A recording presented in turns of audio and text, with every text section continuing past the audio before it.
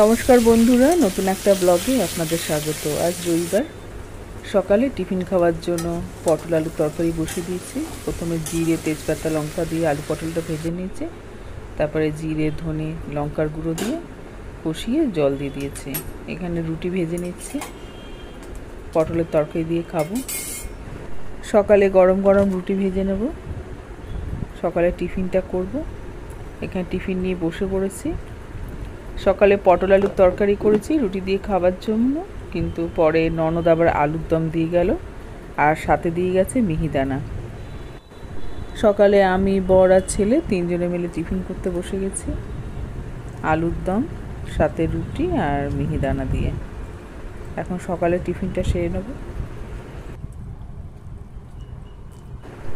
লুটি মাছ ভাজবো, তাই এখানে আদা, পেঁয়াজ, রসুন, ধনেপাতা, ডিম আর ময়দা দিয়ে মেখে রেখেছি।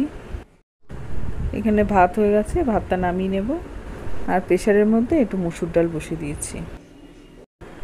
লুটি মাছ ফ্রাই করার জন্য একটা ব্যাটার গুঁড়ো নিয়েছি, চালের গুঁড়ো, ময়দা, হলুদ, লঙ্কার গুঁড়ো আর গোলমরিচ দিয়ে। এখন দুপুরবেলা খেতে বসবো, লুটি মাছের ফ্রাই করে নেবো, তাই ব্যাটারের মধ্যে ভালো করে কোট করে নিচ্ছি। এখন গরম তেলের মধ্যে ভেজে নেব। এই লোটে মাছের পকোড়াগুলো গরম ভাত দিয়ে খেতে বেশ লাগে। আর সাথে একটু ডাল করে নিয়েছি, আর কিছুই লাগবে না। এই দিয়েই দুপুরের খাওয়াটা দারুণ জমে যাবে। মাছগুলো একবার ভেজে নামিয়ে নিয়ে আবার একবার ভেজে নেব, তাহলে মাছগুলো বেশ কড়কড়ে হবে।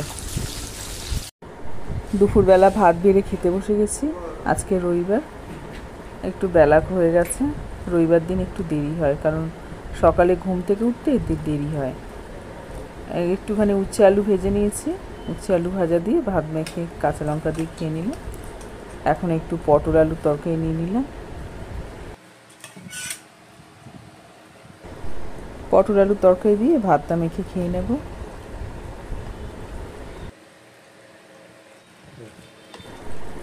লুটি মাছ ফ্রাই করেছিলাম, তার মধ্যে কয়েকটা ননদ ভাসুরকে দিয়ে এসেছি।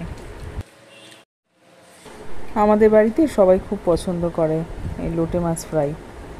গরম গরম ভেজে ভাতের সাথে খেতে দারুণ লাগে। একটু লোটে মাছ ফ্রাই করে ফেললে বা খাওয়ার আর কোনো চিন্তা হয় না, সাথে একটু ডাল করে দিলে খাওয়াটা দারুণ হয়ে যায়।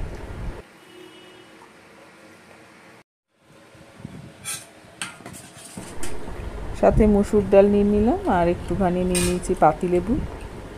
পাতিলেবু দিয়ে ডাল দিয়ে ভাত দিয়ে মেখে এখন লোটে মাছ ফ্রাই দিয়ে খাবো।